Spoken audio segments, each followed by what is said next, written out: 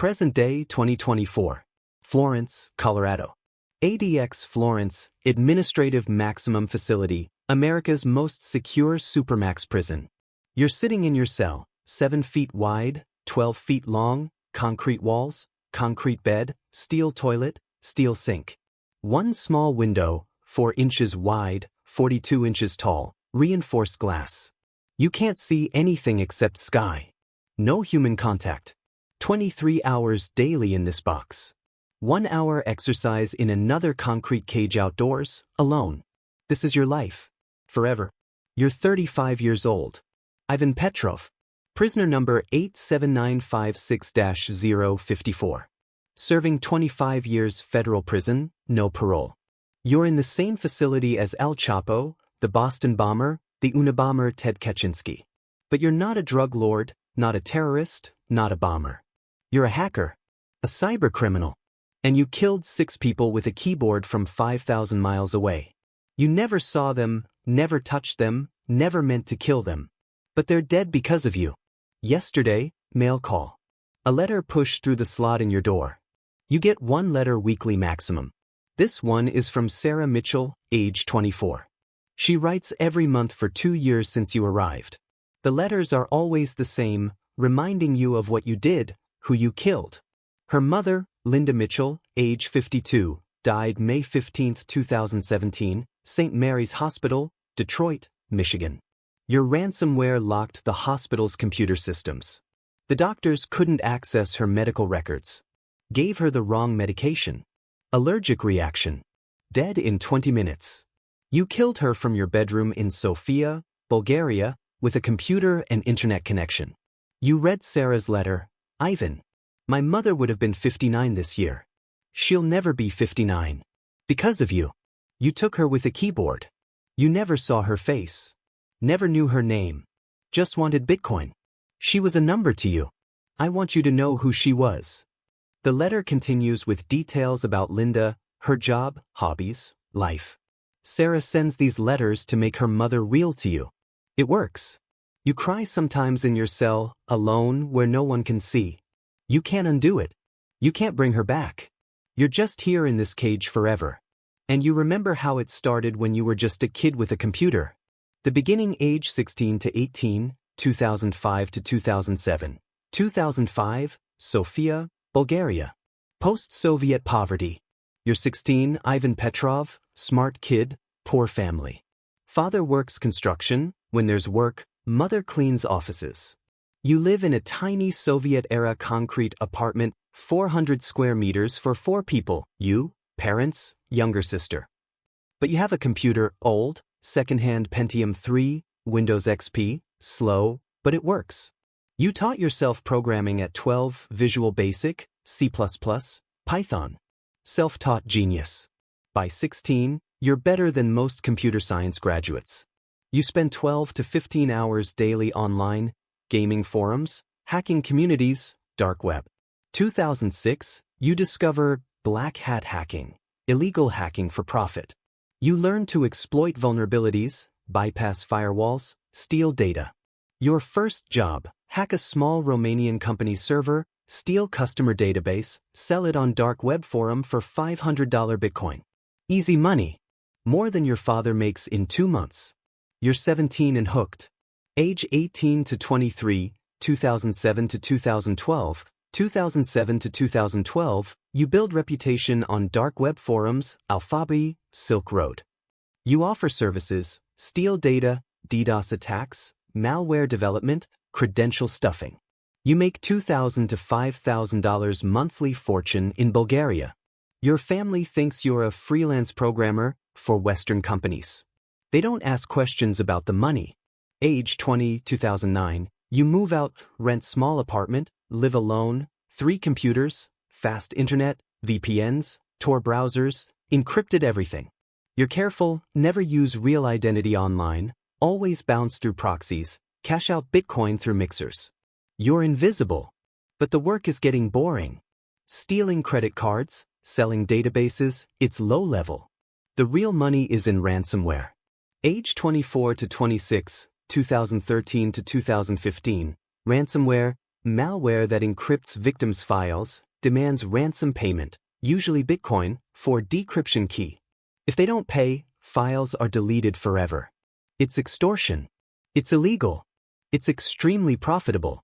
2013, you develop your first ransomware, CryptoLocker Bulgaria, you later rebrand it CryptoX. The code is elegant, this 256 encryption, impossible to crack without key, automated Bitcoin payment system, 72-hour deadline. You test it on small businesses, law firms, dental offices, accounting companies. Success rate, 40% pay the ransom. Average payment, $500 to $2,000. 2014, you scale up. You partner with other dark web operators, they spread the malware, phishing emails, infected attachments, compromised websites. You handle encryption/payments, split profits 50/50. You're making $20,000 to $30,000 monthly now. Age 25, you've made over $500,000 total. You're a millionaire in Bulgaria. You buy an Audi, expensive watches, travel to Dubai, Monaco, Thailand. You're living the dream. But you want more. Bigger targets. Bigger ransoms. That's when you think hospitals. Age 27, 2016 to 2017, 2016, you realize hospitals are perfect ransomware targets. 1. Critical infrastructure, lives depend on computer systems. 2. Outdated security, many run Windows XP, unpatched systems. 3. High willingness to pay, can't afford downtime, will pay quickly. 4. Large budgets, can pay $50,000 to $500,000 ransoms. You research U.S. hospital networks, Medicare databases, insurance portals, electronic health records, HR systems. You identify vulnerabilities. You craft phishing campaigns targeting hospital IT staff. One click is all you need. March 2017, your malware infects 3 U.S. hospitals simultaneously: St. Mary's Hospital, Detroit, Memorial Regional, Miami, Good Samaritan, Phoenix. The ransomware locks all computer systems, HR, medication databases, lab results, imaging systems, everything. The ransom demand, $200,000 Bitcoin per hospital, 48-hour deadline. You're sitting in your Sofia apartment watching CNN report, massive cyber attack hits U.S. hospitals. You're excited. This is your biggest score. You're going to make $600,000 in 2 days. You don't know 6 people are about to die. The deaths May 15, 2017, 2:30 p.m. Eastern Time. St. Mary's Hospital, Detroit.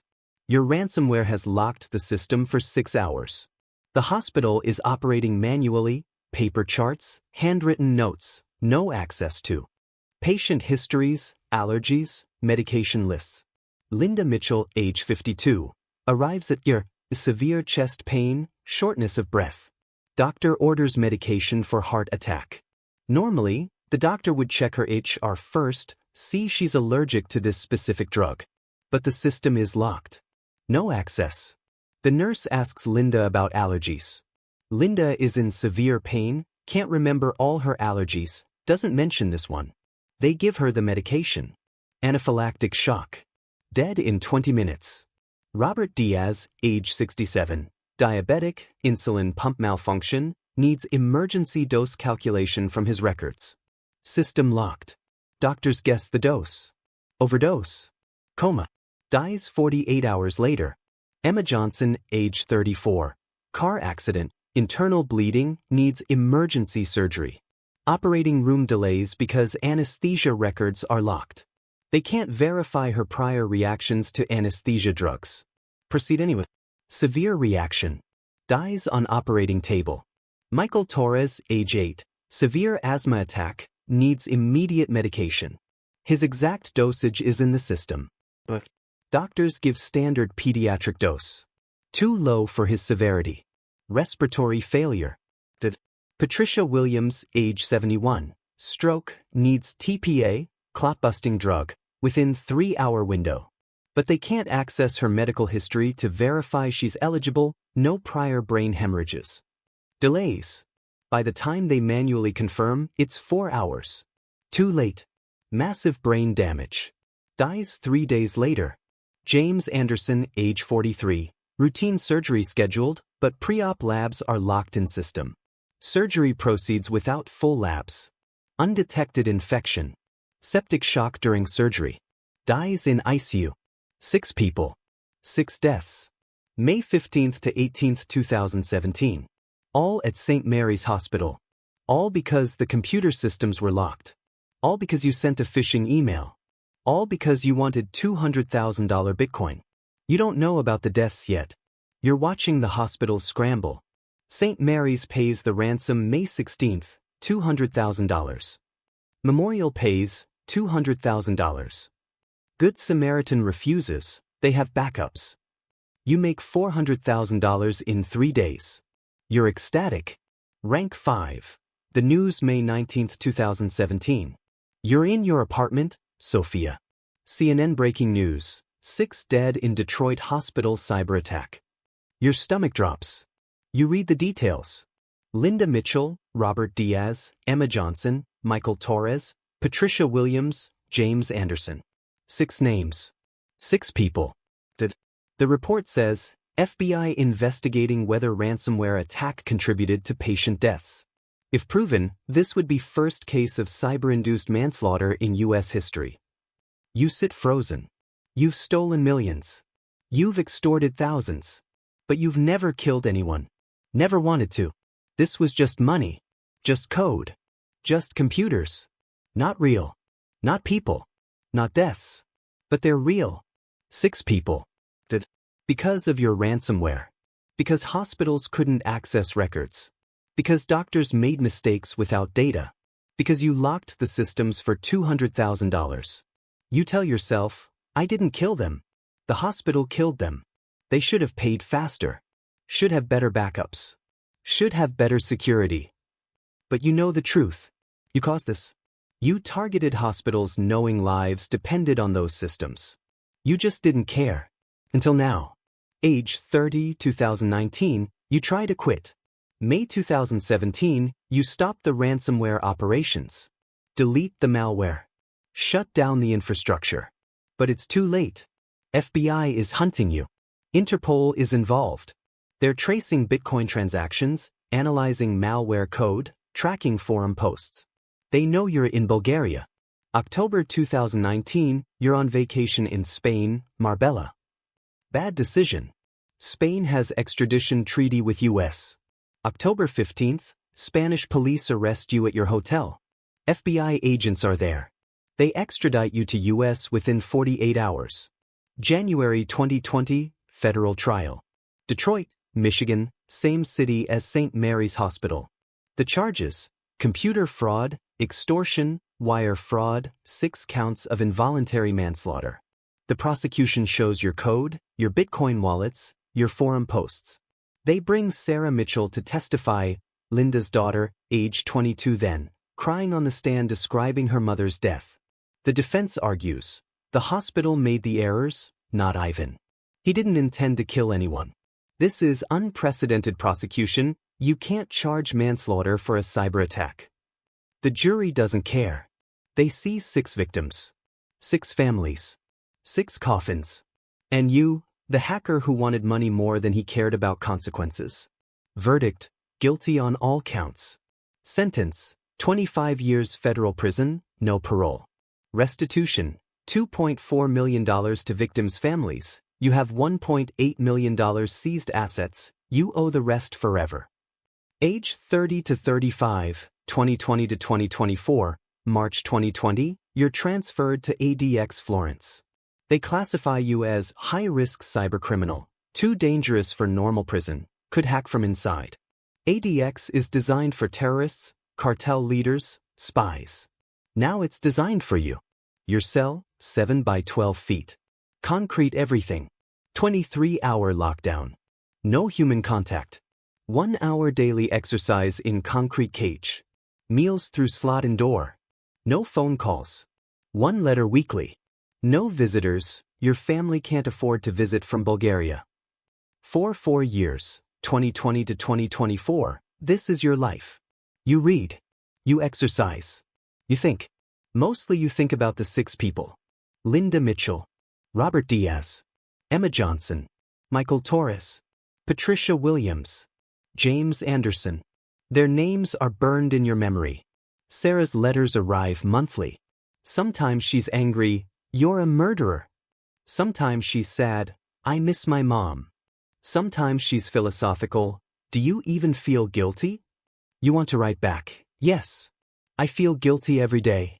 I'm sorry. I'm so sorry." But the prison regulations say you can't contact victims' families.